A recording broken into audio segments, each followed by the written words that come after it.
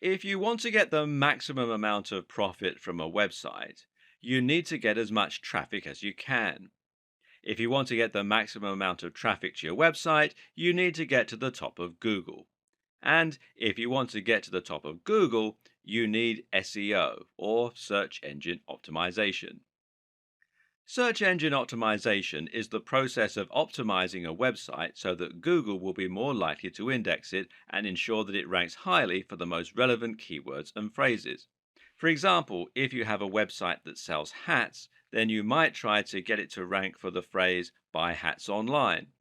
To do this, you will go through an optimization process that would involve both on site and off site strategies.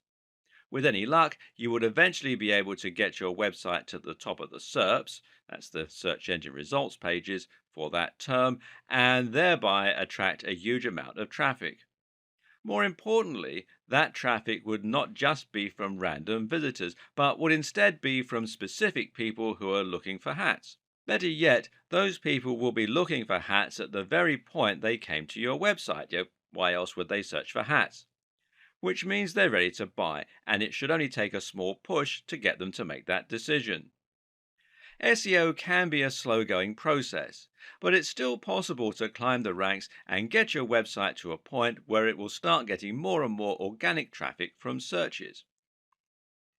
SEO essentially works by attempting to second guess the algorithms used by Google to decide which sites to index and where to rank them. Google works by using bots, an index, and an algorithm. The bots, also known as robots or spiders, are small pieces of code designed to head out onto the web and look for content. They read web pages and they add that content to a massive index which Google can use as a reference. From there, Google will then use an algorithm to identify which content in that index is relevant to which search and which is offering value to the end user. Ultimately, the aim of Google is to help people find interesting content that will be relevant to what they're looking for. This involves a lot of factors, and the algorithm will look at how many links the content has, how visitors behave on that website, and the use of key phrases within the content. If a word or phrase is repeated often enough, then it is possible to deduce that said word or phrase is likely to be the subject matter, and thus should come up in searches for matching terms. SEO basically works by predicting and guessing how the algorithm works, because no one can be completely sure, and then using that information in order to engineer your website to get the maximum number of hits. It means gaming the system, and this in turn can allow you to trick Google into believing that your site should be number one. Of course, it's not quite that simple though, and actually, as we dig deeper, we'll see there are other more efficient ways of looking at SEO. Apart from anything else, Google is constantly updating its algorithms, usually with words beginning with P like penguin, panda, and pigeon, and that means second guessing Google can get you into trouble. Being effective at SEO means having an up to date understanding of how it works and knowing the core principles that underpin the different strategies. That's where this video series comes in. Keep watching and you'll learn which old, outdated strategies you need to avoid, how to work with Google to get the very best results, and how to future proof your site for upcoming changes. This is the modern guide to SEO for modern marketers and site owners. This is your SEO Bible and your key to unlocking incredible success on the web. Because of all the abuse we talked about in the last video, Google had to change and adapt to maintain its spot as the number one search provider. And to do that, it had to clamp down hard on those who were gaming the system and penalize sites that were cheating to get to the top spot. It did this by looking for obviously spammy strategies and de indexing or downgrading the sites. So, sites with keywords in their URL no longer enjoyed the same advantage. Sites with huge numbers of inbound links from low quality websites were de indexed. Sites caught buying links were de indexed. Sites that stuffed keywords were severely punished. Sites that had lots of backlinks with the same anchor text were treated as highly suspect, and the list goes on and on.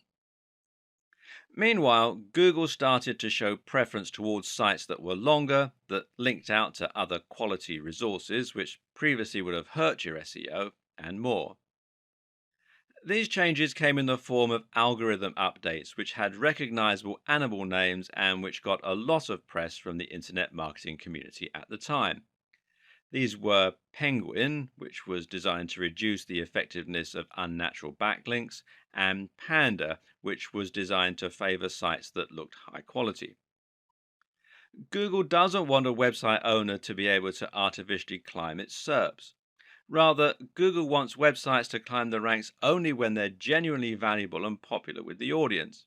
It wants to see natural, organic links that you haven't paid for, and it wants to see deep, relevant, and interesting content. The old techniques that were once used to spam Google became known as black hat SEO, and the industry entered a dark period. It's hard to overstate just what the impact of these algorithms changes had on the SEO industry at the time, and on countless other industries as well.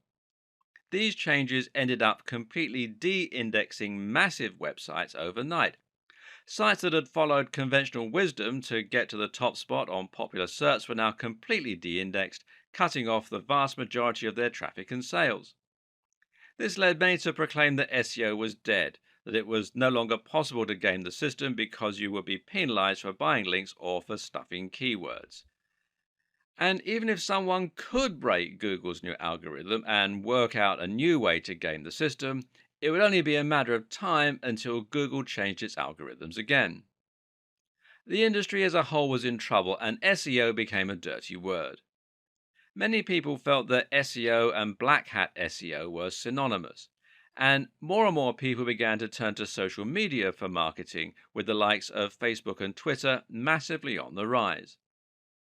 But was SEO really dead? Not at all. It was just going through a metamorphosis. SEO is not the techniques we use to get our sites to the top of Google. SEO is simply the objective of getting to the top of Google. Any technique you use to try to get more attention from Google could be considered SEO. So, if Google wants us to create a high quality website, then creating a high quality website becomes SEO. The hard part is just unraveling what Google's idea of a high quality website should look like. Keyword research is still useful, for example, but we now know that Google doesn't want us to overly stuff our websites with those search terms. Instead, the recommendation hovers at around 1 to 2% keyword density. So, if you write a long article and include the search term a few times, that should be enough, as long as it's also in your code a little or in your file name. It's also worth noting that Google looks for keywords in specific places in your content and gives those extra value. Google will consider it a strong sign if your keywords are used in your headers or in the first paragraph of your content. Google also looks for synonyms, though, and related language, which is something that we'll discuss more later on. And it no longer cares about how many links you can get. It cares far more about how high quality those links are. So, if your links are from lots of highly trusted websites, then you'll find it does great things for your ranking. Google is also now looking at things like bounce rates, how long someone spends on your website, and it's looking at how your site renders on mobile and how quickly it loads. You can now get penalized for typos and mistakes. And Google is also looking at social sharing signs. If you have lots of plus ones from Google Plus, for example, then this can have a large positive impact. In short, Google is looking for signs of quality, relevance, and great design. At the end of the day, Google does not care about you as a content creator. You're not Google's customer. Google's customer is the end user who searches for a key phrase because they want to get relevant information or find the answer to a question. So, if you forget the specifics and instead make your aim to deliver high quality content consistently targeted towards a specific subject matter, then your goals will be aligned with Google. That means Google will want to share your content with its users.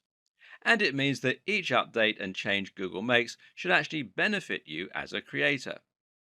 This is what good SEO is about today.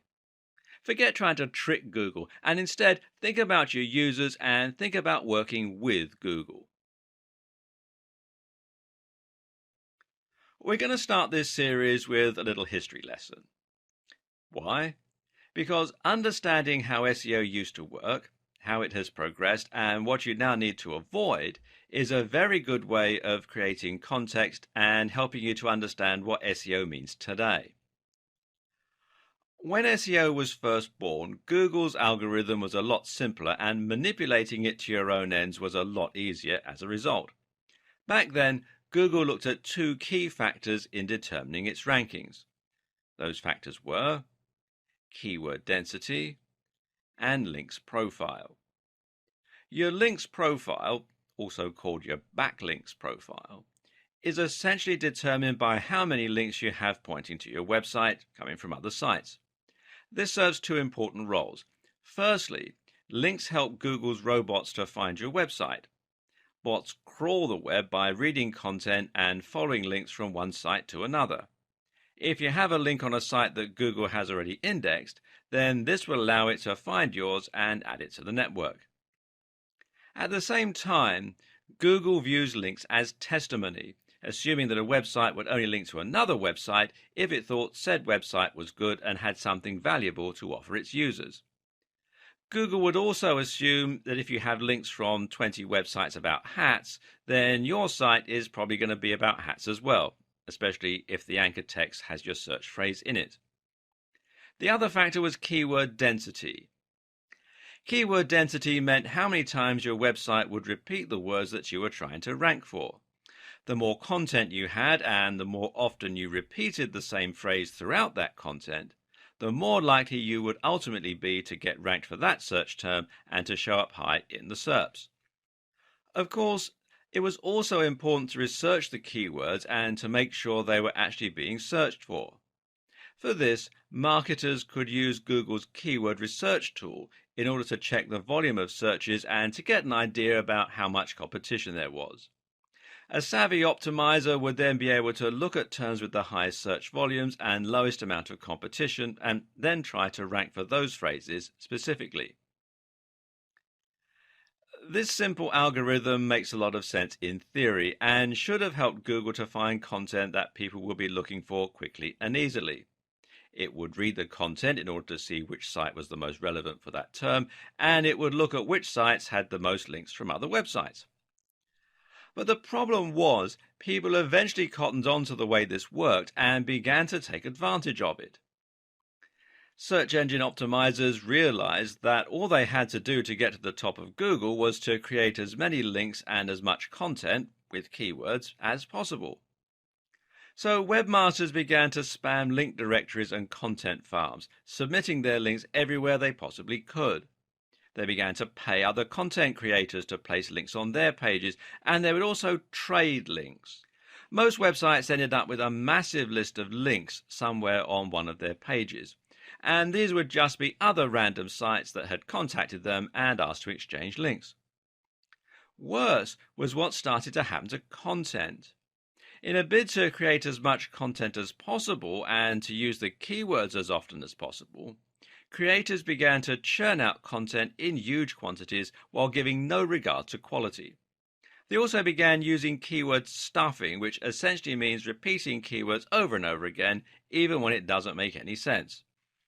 A typical website from the early 2000s might read, "Are you looking to buy hats online? Then you have come to the right Buy Hats Online website. This is the best place to buy hats online for anyone who wants to buy hats online, Carolina." As you can see, this content is completely nonsensical and will be highly off-putting for any real visitors looking to make a purchase. And then it got worse still. Creators began to actively steal content from other site owners and spin it in order to make it unique. Now, Google won't rank duplicate content, otherwise it would risk making every search result identical. So content spinning, as it came to be called, essentially means that you're taking an article or a blog post and using software in order to exchange many of the words for synonyms. So a sentence that read, "These are the softest, warmest and most attractive hats on the net," would become, These are the most comfortable, most insulating, and most beautiful hats on the web. And because the site owner didn't have to write that content themselves, this meant they could publish thousands of posts in a short space of time and bomb Google. Well, that's the theory at least. The reality is that, unfortunately, most spinners do this instead. These is the squitty-ish, hottest, and very best beautiful hats on the fishing net. Again, it's just gibberish. So, by placing thousands of links on other sites, using their keywords as the anchor text, and by filling their sites with tons of useless content, website owners were able to get themselves to the top spot of Google. This system was so easy to abuse that some people could even get completely unrelated websites to the top of specific SERPs against the owner's will. You could make it so that searching for Big Idiot would bring up a picture of your friend, for example. This was called a Google bomb. Obviously, this started to make a mess of Google's results, and so Google had to adapt and get smarter.